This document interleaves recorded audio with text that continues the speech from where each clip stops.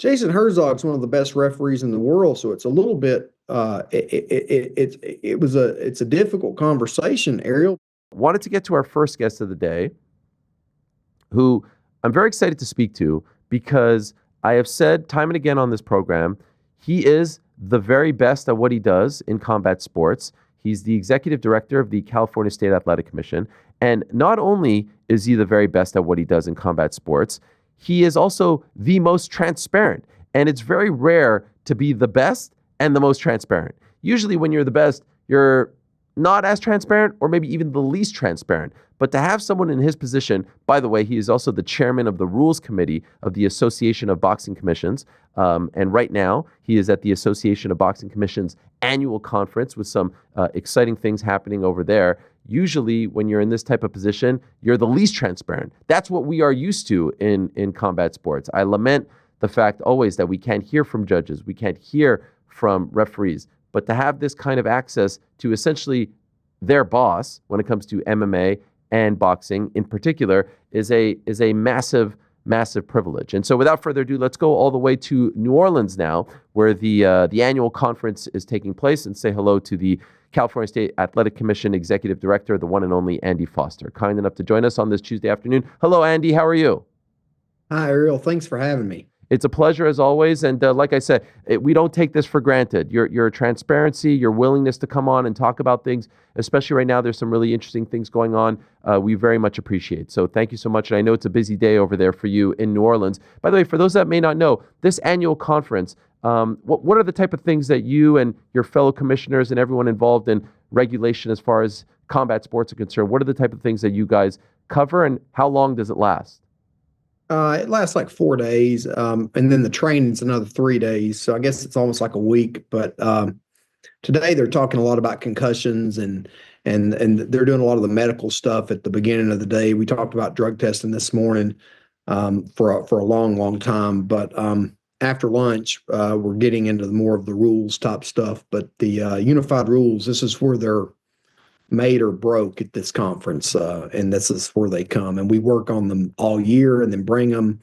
And we've not really had a change. We don't really have a change this year, Ariel, but the scoring criteria is being updated and clarified. And that's sort of what I wanted to address with you. Please. And so the floor is yours. This is, like I said, you're the chairman of the Rules Committee, so this would fall under your jurisdiction. What are the modifications that are being made to the scoring criteria?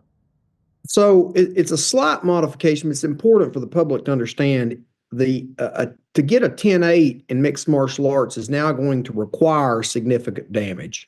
I understand the way that it's being scored right now. The judges are already scoring that way, but this is actually going to be in if it's accepted by the body, and that's a relatively important change because it's going to actually put the word damage in the document. We've talked about it for a long time, but damage is the number one scoring criteria through effective striking and effective grappling. You've heard these other terms, effective aggressiveness, effective cage control.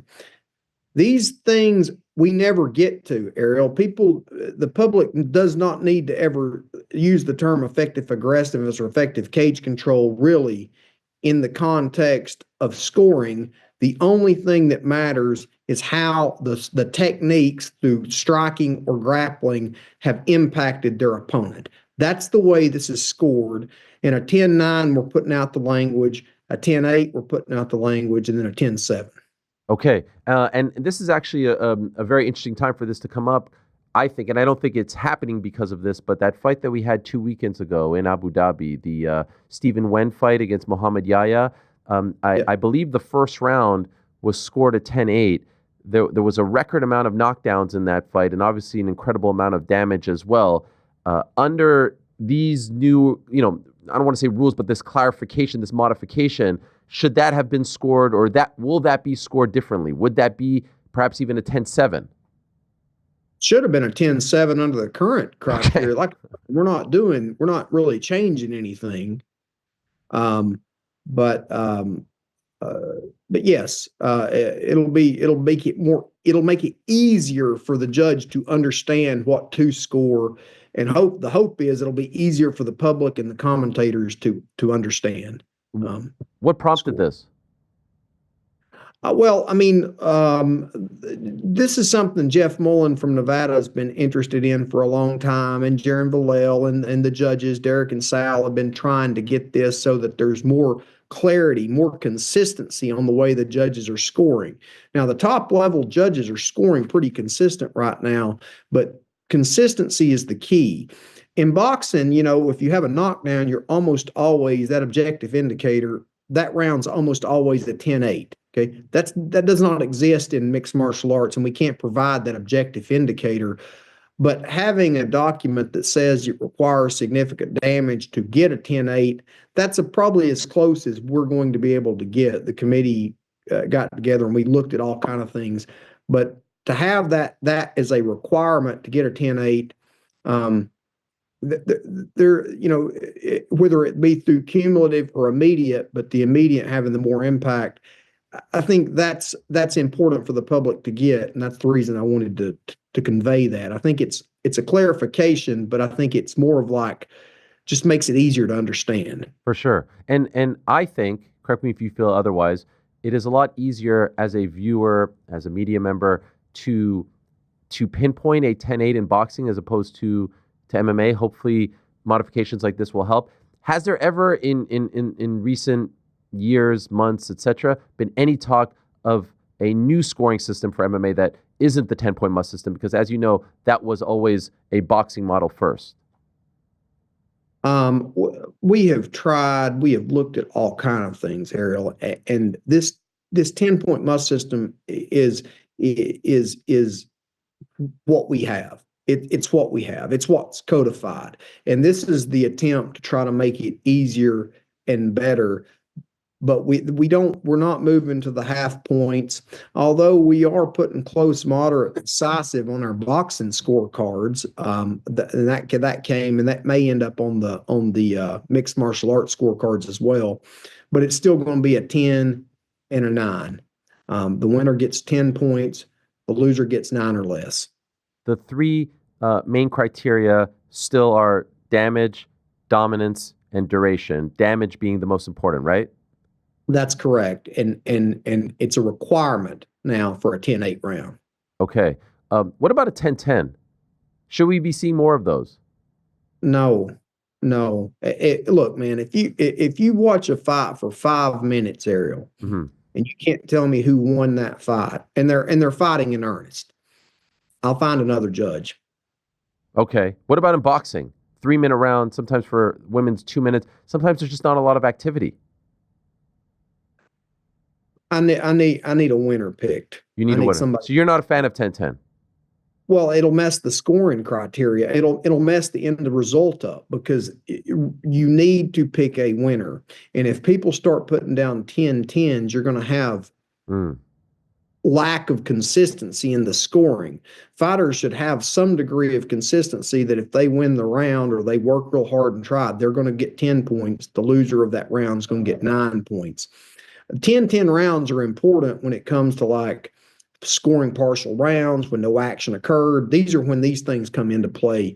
But if you have an entire 3 minutes in boxing or 5 minutes in mixed martial arts fought, you should be able to pick a winner if you're a discerning judge. Okay, I bring that up because I remember first round of this recent Katie Taylor-Amanda Serrano fight at MSG. There wasn't a lot of activity, and some were wondering if that should have been a 10-10. By the way, one thing that I was always wanting to ask you about was, in MMA, the number of rounds, whether it's a championship fight or non-championship, is an odd number, right? 5 or 3.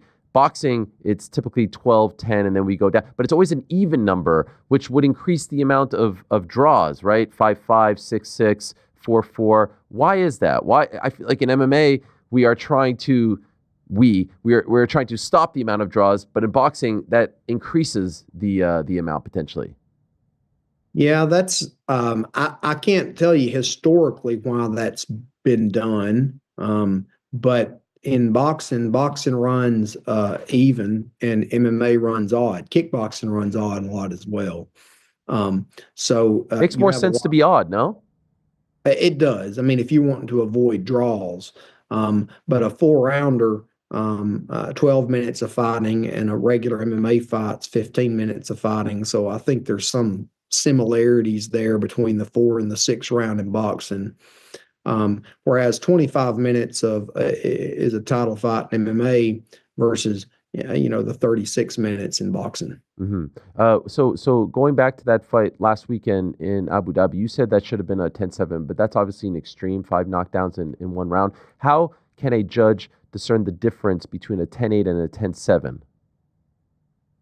Well, I mean, 10-7s are incredibly rare. Okay, but that was an incredibly rare fight, and I think there were 6 knockdowns. I think the counter got got that first one wrong. I agree with you. I agree with you. Let's just go that there's 6 knockdowns in that round. Look, the first 3 knockdowns weren't that bad, Ariel. I mean, I'm not saying that they're great, but they were there. I think that 4th and 5th one, it was starting to get real concerning. Okay, and at that point, after you get 3 or 4 knockdowns, I think up to that point, the Khalil Roundtree fight with Eric Anders was the only time we'd had 4 knockdowns, if I recall correctly, in a round. Now we have like 6 real knockdowns. The counter missed one, so you have 6 knockdowns in a round. I think, look, and I know you're showing the eye, but that was in round 2. I think in this particular round, the judges could have got to 7, probably after the end of that 5th or certainly that 6th knockdown. They should have got there. That's what I think, and hopefully this criteria will make that easier for them to get there. I talked about this last week, and I prefaced it by saying that I think Jason Herzog is one of the best referees in the game. That was a tough night at the office for him, to put it mildly. Can I ask your opinion on it, and what should have happened? When should that fight have been stopped? Well, I mean, I think I think that I would have probably hoped that fight would have been stopped after probably the 5th knockdown. Certainly, I would have had no issues after the 4th knockdown. But if you want to give the guy every opportunity after the 5th knockdown, if you're not going to stop it then, after the 6th knockdown, if you're going to try to use the clappers, which you shouldn't, and to make it to the end of the round, for goodness sakes, did you see? I don't know if you saw, but he had to have some assistance back to the corner. I think it should have been. There's a lot of places that it could have been stopped, but 2 places in particular. And then certainly you bring the doctor in, you have him looked at, and I don't believe that I would not have felt comfortable sending him out in California for the 2nd round. Okay, that wasn't a fight in California, obviously, so not under your jurisdiction. But given your position in the sport, your stature, your relationship with Jason, do you speak to him after something like that? I did. Could you tell us about that? I mean, look, Jason Herzog's one of the best referees in the world, so it's a little bit. It's a difficult conversation, Ariel. But look, man, I have to have those kind of conversations with anybody, even if it's Jason Herzog or whoever. And the hope is he can learn from this and not let this happen again. And I understand it's rough on Jason right now, but hopefully every referee in the country and every referee in the world will learn from this and not let this happen. I think 6 knockdowns and that's a little bit more than. Obviously, it's the quality of the knockdown, the whole thing. But when you're talking about boxing, we do 10-6s. It's allowed, but the only time that does not work out that much. What is it? Marquez Pacquiao won. I think that's the one at round 1 that might have worked out then, but it doesn't work out that often. So I understand they're a little bit different of sports and more knockdowns occur, but those 4, 5, and 6 were pretty significant knockdowns, and I would argue that with anyone. Did he recognize that in the aftermath? I think he did. I think he did. I think I'm not going to try to convey what he was thinking, but I think that he has looked at the fight, and I think he understands moving forward. And I have total confidence in Jason Herzog moving forward. He's on an upcoming fight in California that I have him on, and I think that anytime you do this many fights and do all these things, everybody's entitled, or you can make mistakes from time to time. And I think that I have total confidence in him. We're going to continue to utilize him, and I don't believe Jason would make this mistake in the future. And I don't think probably a lot of the referees will make this mistake in the future. So we have to learn from these things. Two things that were brought up in the aftermath of this was, number one, should there be a 3 knockdown rule in MMA? What do you think of this? No, I'm definitely in disagreement with that. Like I said, the first 3 knockdowns were not what I would be calling significant. Okay, but now I think John Anik had mentioned a 5 knockdown rule. He said something about that, or at least I read that where I think, and I'm not in favor of that either. But like really, in practicality, that's a pretty good number. That's a pretty good gauge. I think but you've got to look at, there's so many factors that are going into it. But if they're actually concussive knockdowns where you're getting hit, your brain's getting rattled, and you're falling down, look, man, it's not just Jason. We knocked Jason, the corner. There's a lot of things that could have went on here that didn't, and it's just the only thing to do from this is to learn from it.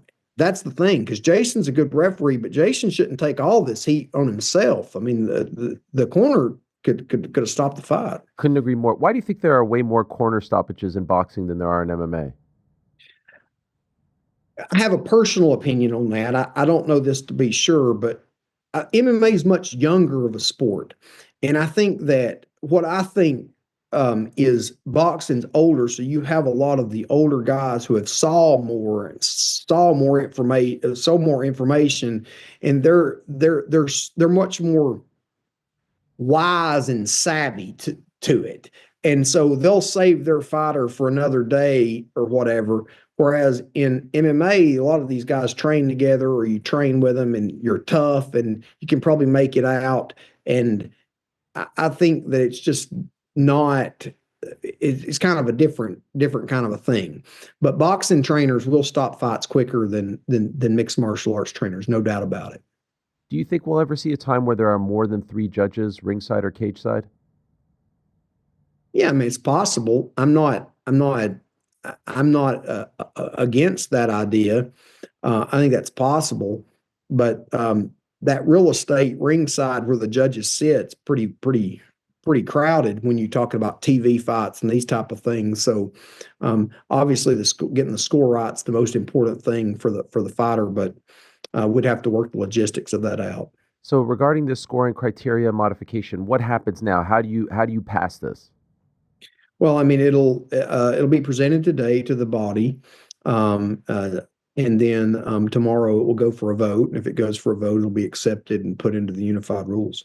Okay, and so I would imagine you're pretty confident. This isn't a radical change. I remember last year there were 2, maybe, I don't want to say radical, but like big changes that were brought to a vote. One were the grounded opponent definition rule definition, I should say, and then the 12-6 elbow. Since it's been rolled out, we're about several months past, a year past. Do you think it's been executed correctly? I do, and I think it worked out just fine. I think it worked out more than fine. In fact, like, think about over the last year and all the fights that you've saw and all the fights that I've saw, that game where the fighter would put their hand down and yank it back up. Have you noticed that game has by and large disappeared? Yes, sir. They're not playing that anymore. Yeah. Because you'll get kneed in the head or whatever. It's not great. So that's gone. And then the 12-6 elbow rule was that's just that never should have been, that didn't work anyway. So it's fine. It's like that wasn't even really a change. We just wrote it down, or took it away rather. I wanted to ask you about a couple of other things, things that have come up very recently as well. There was in the main event of that Abu Dhabi card, Robert Whittaker against RDR. Robert Whittaker, is very close to finishing RDR. It appears, I think, in the 3rd round. And RDR very clearly is holding on to his gloves. Nothing really happens other than some conversation from the referee, but there's no, it's one of those things and here's some photos right here in the flow of the fight. I'm somewhat reminded of Lesnar Mir 1 with Steve Mazzagatti, where you have to make the call. Do you stop the action and penalize the fighter, or do you just kind of chalk it up to this is something that's happening in the flow of the fight? Should there have been a penalty there? Should that have been an infraction on RDR? No, I agree with the way the referee handled that. Okay. Yeah. Because sometimes, as you know, like you get hit in the back of the head because the guy's moving. It's very clearly in the back of the head, but it's like, was it intentional? Was it not intentional? Was he, you know what I mean? It's sometimes hard to determine what exactly is a foul and what isn't. Ariel, I think that any time you disrupt, I think there should be an effort not to disrupt the natural flow of the fight. The Okay. fight should try to come to its natural conclusion with as least referee involvement as possible. That's that. Now that we don't always get there, but the less the referee needs to be involved. I just want the fighters to basically figure out who's the better martial artist using the techniques that are allowed.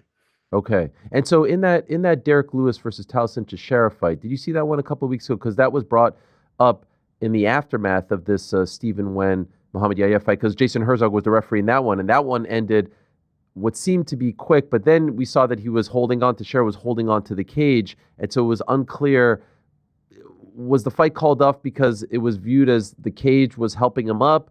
Do you know the fight I'm talking about? I do know, but I have not asked Jason about that. I don't mean to go back, but to your point before, one of the techniques that the referees can often use is they can take a point, and if they need to take a point, now I'm not suggesting it was necessary in that situation, but they can take a point on the fly and just raise their hand, and the judges will get it, scoring table will get it, the public gets it, but there doesn't have to be you don't have to break the action up and Oh, take away wow. the. Wow. And that's something that we're starting to teach more and more. John McCarthy and Herb and the guys are starting to I actually love that. teach. I don't know if I've ever actually seen that. Yeah, but you're going to see it soon. You see it in boxing quite often. You see it in bare knuckle. You're going to start to see it in mixed martial arts more. Okay, interesting. What about that stoppage? What did you think of that one, the Teixeira Lewis one? Did you think that one was just? I would need to watch that again. I've saw it, but It's I would quick. need to watch that again. I would need to watch. I would need to watch it again. Okay. Yeah. I often say that I feel like the first warning should be in the locker room, and then the moment there's an infraction, forget about the warning in the cage. There should be some sort of punishment. Is that too harsh? Well, I mean, look, I don't know if you've been back with us, but I mean, you were at the fights the other day with Chavez and Jake Paul, and all the referees say, okay, your warning's right here. And they all say that. And then when you get out there, I can't remember any kind of infraction in that fight happened, maybe, but when they get out there, they still warn them again. It almost always happens. I've heard this, I've watched this hundreds of times. So I think it's the referee. I think, Ariel, I really think it's important if the state or the commission does not have to get involved in taking points from these fighters. Sometimes we do. Sometimes it happens. But if the fighters can just figure it out with the fight itself, under the rules, but the main thing is to make the level playing field. So if you have violations that are so egregious or impacting the other fighter's ability, then yes, you should take points. But I think that point deductions should be rare. That's my opinion, especially in a 30.5. Think about Right, it. You right. take a point, you've essentially taken that round away from the fighter. Now they have to win the other two. Right. A couple months ago when we found out that GFL's first event was going to be in California, it gave us some hope that this was going to take off because you were involved. In the end, never happened, and they seem to be dead on arrival. Can I ask about your experience dealing with that promotion and what ultimately led to them having to cancel those events in late May? Well, I mean, we wanted to see certain financial things. And I mean, look, Ariel, I'm not going to go into a fight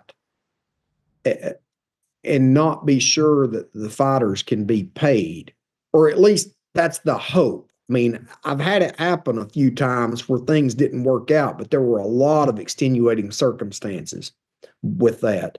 But I'm not going to have a brand new promotion come into California with talking about major money that's way above what I would consider to be the market rate, and not try to put some checks and balances in.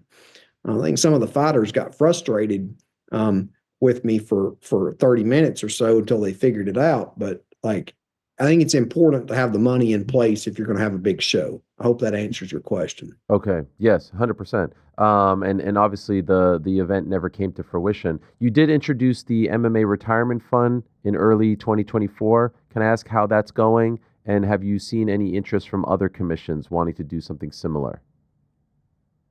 Um, well, I've not saw the interest with the other commissions, but the fund's going well. And interestingly enough, we're really close to having the license plate up for sale. It got approved by the Department of Motor Vehicles, so we've got the digital prints actually came back yesterday. So I'm working with Consumer Affairs to get all the ducks in a row, but we should be able to start taking pre-orders on that plate, which would go partially to the boxing pension fund and some to the MMA pension fund with the proceeds. So that's exciting for us. We're really excited about that because the idea is to have.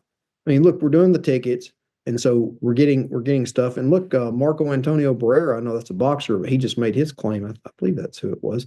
And he's got a nice payout coming from the state of California. But we're trying to do other things to try to make sure that these fighters have more at the end of this. That's the idea. Yeah. And California is uniquely positioned. We have 39 million cars. So the commission has decided to try this approach, and we're going to see if I can get 7,500 pre-orders, then DMV will make it. Love it. Love it. I know it's not necessarily your jurisdiction, but sort of along the same lines, this antitrust lawsuit that was settled recently and the fighters getting some back pay, if you will. How do you feel about how all that played out?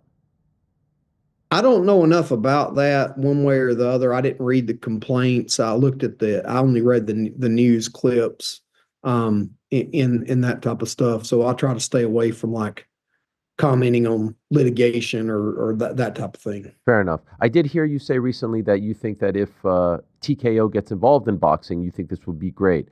Given their history, I would imagine, with UFC and WWE, the power players involved. Can I ask you to expand on that? Why do you think that this would be good? Because there are some people who are worried about this, modification to the Ali Act, that it could ultimately, you've heard, I'm sure, Oscar De La Hoya push back, Eddie Hearn has pushed back, other boxing promoters, Bob Arum as well. So when you say that, are you referring to that, or are you referring to just their history of being promoters? I mean, look, anytime you get a big corporation that is well financed, that's got good broadcast deals and all that, that's good for fighters. And I don't know exactly what is planned, but if TKO Boxing gets into the space, I expect there'll be a broadcast deal with that. I expect it'll be televised. I expect that it'll be good for American boxers, and I expect that it will make stars out of people that we ordinarily wouldn't have saw. At the same time, I think that the space is open, and I think that there's they've done such a good job, in my view. I mean, look, go back to 2004 or 5. I forget when the Ultimate Fighter first came out. I'm talking about with Forrest and the late Stephen Bonner when they did their thing with, I think Chris was on the show, and go back to then and look how it's progressed. For sure. And if we can do even a fraction, 5% of that, they would greatly improve. But boxing's a worldwide sport, and they took MMA, which was a thing, and they've made it a worldwide brand with their UFC brand. They've done very good with that, and I think that boxing will be benefited if they get in the space. Do you have any reservations or not regarding the modifications they're trying to make to the Ali Act? I've read the bill, of course, and I'll tell you this. I've wrote a lot of arbitration decisions for years in California, and a lot of times the Ali Act is cited by boxers that are making a lot of money, 7-figure boxers. That this happens. this bill does something, Ariel, and I'm not sure you're aware of this, but there's a lot of boxers in this country that are not getting paid very much money. Mhm. Okay. Bill sets a national minimum. This bill sets national minimum insurance requirements. This bill sets national minimum medical requirements. In my view, these are good things that will help low income boxers. The other side of it, that's business stuff that I don't want to comment too much on, other than the fact that I think the UFC has done a really good job, and I think if they get involved, they'll do a real good job in boxing. But things that are absolutely substantial to help every boxer in this country, at least on their debut, is you set minimums. And California, I'm proud to say, has the highest minimum in the country at $200 a round. And that was passed last year by the legislature, and Governor Newsom signed it. And that's in place. But beyond that, there's only, I think, 5 or 6 other commissions that have a minimum, none of which is 150. So I think $600 for a 4-round fight being a minimum pay is, I think that's more than reasonable. I don't think that puts anybody out of business. And if it does, that's people should be able to make 150 a round or more on a professional boxing match, and they should be able to have some insurance if they get hurt. This should happen. Okay. Appreciate that response. Do you have time for a couple more? Sure. Okay, so I know you're very busy over there. Speaking of the UFC, the last event in California, I think was the one in January of this past year, right? 311. And there was a story that came out in the aftermath. Am I wrong about that? I think so, right? In Inglewood? Well, I mean, it was the one where I forget his name, but he couldn't fight the week of the fight, and let's see, Yeah, Armin Sarukian. Yes, he couldn't fight the week of the fight. He was having back pain, I think. Back pain, right? Because Dana White said in a press conference he missed weight and this caused like some sort of controversy. But I think he misspoke. I think he meant to say back pain, right? Your understanding was it was due to a back issue and he never actually made, or at least attempted to make weight. Right. I don't think he ever. I mean, not that I know of. I think he hurt his back, but Yeah. yeah, that was. I think that's right. In the aftermath, Merab Dvalishvili, the bantamweight champion, talked about a story where he kind of hid a leg injury, where he showed the same leg twice. Do you remember this? Of course. Yes. Yeah, we were very aware of that. I mean, yes, we were absolutely aware of that. We had talked about this. I think Hunter or Mark, somebody called me about this way in advance, a long time, and says, "Hey, this is the thing," and said, "We're looking at it." I said, "Okay, I'll have the doctors take a look at it." Doctors knew about it going in, and we had conversations about this particular thing well in advance. So it's I mean, I don't know what to say about that other than just, yeah, we knew. He thought he pulled a fast one on you guys. You're saying you were well aware and there was no fast one pulled. Right. That's right. I mean, that's folklore. Okay, fair enough. Have you had a power slap event yet in California? I'm not as up to speed. No? Are there any on the books? No, Do you plan on having one? Do you want to have one? they've not asked. Okay. They've not asked to have one. If they do, will you be open to it? They have the provision for the one event. Right.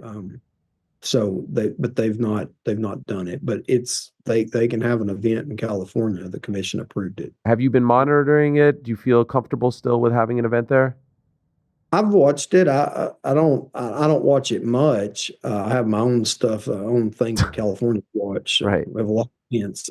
But I think Jeff in Nevada does it. The Nevada Commission does it. And so I know a lot of the officials that do it, but they've not approached me about having one yet.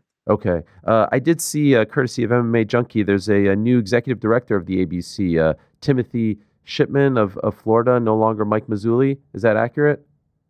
Yeah, and let me tell you about that. I'm Please. going to tell you about that, Ariel. Mike was termed out. Okay, I don't know if you remember, we put in term limits, I don't know, 8-10 years ago, something like that. And so Mike couldn't run again. And I'm pretty sure Mike had the votes to change the bylaws if he had wanted to stay. But he came to me and he says, you know what? I think I'm going to step away. But I'll do the past president. I'll still help, but we're going to have somebody else do it.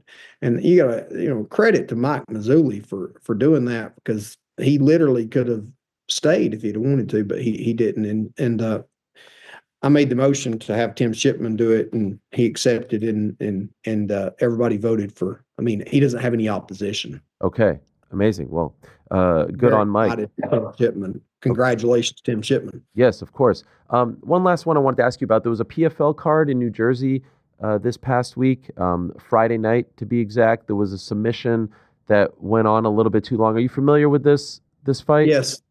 Yes. Do you want us to show it? I just wanted to ask you if like, I know you do these Zoom calls with the referees and the officials, and you guys, you're very good at, going over things, and I wish more commissions would do this, but I just wanted to know, could the referee in question have done anything differently? Because it was very clear that the fighter who was out, Nathan Kelly, was out long before the fight was stopped. I think he tapped. Yes, that's what the broadcast said. You don't actually see it in this angle, but they showed it afterwards.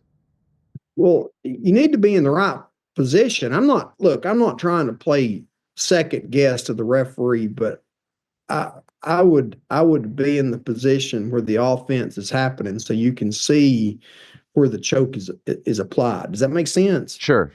So it's just an out of position situation. I mean, yeah. I think that the guy. I think for everybody I've talked to, he tapped. Yes. And I think that you have to make sure. These are all learning things, and I don't know that referee, but I bet that referee doesn't let that happen again. Yeah, it's tough. I think MMA officials have the toughest job in sports. There's a lot of quick calls that have to make some subjective, and so I'm not trying to play Monday morning quarterback here, but obviously there's people's lives and health at stake. Ariel, it is hard. I'll just leave you with this. It is hard refereeing and judging mixed martial arts. I mean, Derek and Sal do this every week, and there's a lot of pressure on those guys to get the scores right. And I mean, I don't know how many fights that they've done. And look, John stepped away. Herb does it all the time. Jason does it all the time. Mike Beltran does it all the time. These are guys who are just doing it all the time. But it's a really dynamic sport. Yeah. With a lot of things that can happen. And it's 5 minutes with no objective criteria like in boxing. I think these guys do a good job regulating this. And every now and then they make a mistake, and we try to help them along, and some mistakes are bigger than others. But by and large, the guys that do it all the time that you see every week in Nevada, every week, wherever you're seeing them, those guys are doing a good job. I agree. We scrutinize and pinpoint, one, but when you think about it's one among 100, over the course of, I don't know, a month of the major events, it's a pretty good ratio. Last thing, so you're doing this modification. You talked to us about how it's going to go through the vote tomorrow and whatnot. What's the next thing you'd like to introduce or modify? What's next on the rules agenda, so to speak?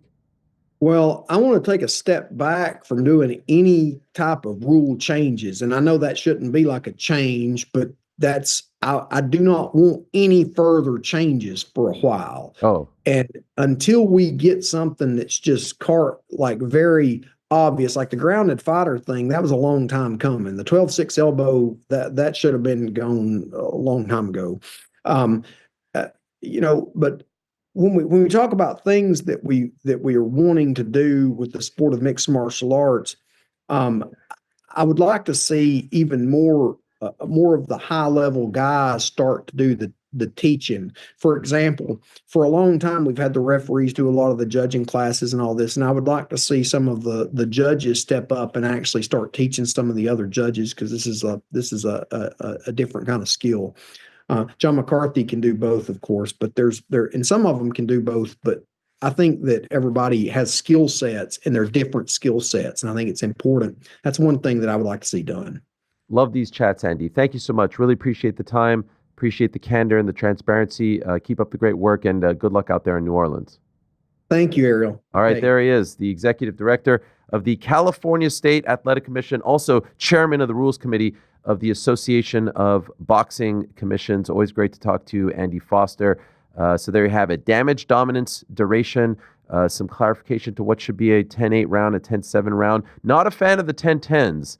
Not a lot of people are. I know our friend Casey Leiden is always a big proponent of the 10-10s, but interesting to hear his thoughts. Certainly after that controversial fight in Abu Dhabi, I still think the gloves, the holding is tough. It's a tough one. But what about that little nugget there? He wants to see more, and he says that we will see more point deductions, but point deductions that will not stop the flow of the fight. I think that's incredible. Now, sometimes someone gets hit below the belt, the fight's just going to stop naturally, poked in the eye naturally. But if something's happening in the flow, we're just going to lift up a finger and we'll keep going. So maybe Lesnar Mir, the fight keeps going. Was to the back of the head. Anyway, that's interesting. Haven't seen that in boxing, to be honest. But he says we're going to see more of it in MMA and boxing. So look out for that. Thanks for watching this video. Before you go, if you haven't already, hit that subscribe button for us. Also, give us a thumbs up, leave a nice comment. These things go a long way. And while you're here, do check out the rest of the channel. We've got live shows and full interviews, clips, and a whole lot more. We're doing big things here, and we appreciate your support very much.